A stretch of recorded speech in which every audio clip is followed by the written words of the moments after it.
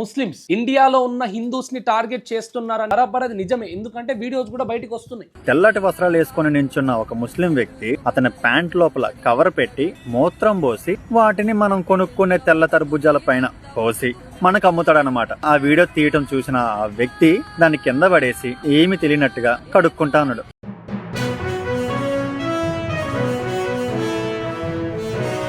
నేను ఇదే క్వశ్చన్ అక్కడ ఉన్న షేక్ షా వాళ్ళని వాళ్ళ ఫ్యామిలీని కూడా అడిగిన, ఇలాంటి ముస్లిమ్స్ ని ఏం చేద్దాం, ఖచ్చితంగా వాళ్ళని ఖండించాల్సిందే అని చెప్తున్నా. దీనికి ఎక్స్పైర్ డేట్ లేదు, దీనికి ఎక్స్పైర్ డేట్ ఉంది, ఉండాలా, ఆధార్ కార్డు ఉండాలా, అవేళ అవసరమే ఉంది సార్. అది అడిగినారు, చెప్పినారు. ఎందుకు అవసరం ఉందంటే పండ్లు అమ్ముతున్నారు, ఆ పండ్ల మీద టాయిలెట్ పోయడాలు, అంటే ముఖ్యంగా ముస్లిమ్స్ ఈ విధంగా చేస్తున్నారని చెప్పి సోషల్ మీడియా ప్రచారం జరుగుతున్నది.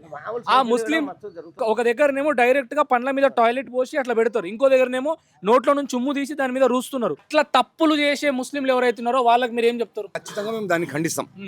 అలాంటి ముస్లిమ్స్ ఎవరైనా ఉంటే మేము అతనికి దూరంగానే ఉంటాం. అతడు మాకు సంబంధం లేదు. ముస్లిమ్స్ అయినా కానీ మాకు సంబంధం లేదు. మేము ఇక్కడ ఉన్న రోజులు హిందూ ముస్లిం భాయ్ లెక్కనే ఉంటాం. మీకు హిందూ ముస్లిం అనే భేదాలే లేవు. భాయ్ లెక్కనే ఉంటాం మేము.